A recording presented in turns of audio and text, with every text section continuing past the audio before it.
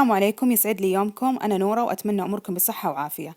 اليوم بإذن الله راح نسوي حشوة لأي وسادة موجودة عندنا، أو إحنا نبغى ننفذ حجم معين، كوشنز معينة ونبغى لها حشوة.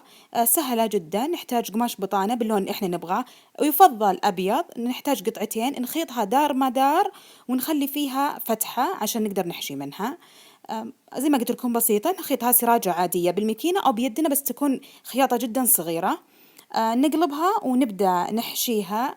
الحشوة تفضل تكون مفككة، يعني لو نفرض بتستخدمين حشوة وسادة موجودة عندك من أول، كذا فكفكيها عشان يعني تمتلي.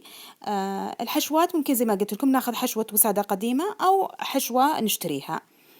نحاول يعني نوزعها زين في الوسادة، نشوف في الزوايا، نضغطها، بعدين عادي نسكرها غرزة عادية، يعني سواء نبغى غرزة واضحة أو غرزة مخفية، لأنها أصلا ما راح تبان. بعدين هذه هي بالمقاس اللي احنا طلبنا اللي أنا أبغاه. هنا أنا سويت كيس وسادة، راح أحط لكم مقطع فيديو يعلمكم شلون تسوون الكيسة. سهلة جدا وبسيطة. هنا سويت منها حجمين، وسويت حشوات الوسايد موجودة عندي. صراحة مرة الطريقة سهلة، وموجودة هي في السوق بعض الحشوات، بس ما نلقى بهذا الحجم أو بالحجم اللي إحنا نبغاه، سواء نبغى دائري أو هنا نبغى مستطيل. سهلة جدا.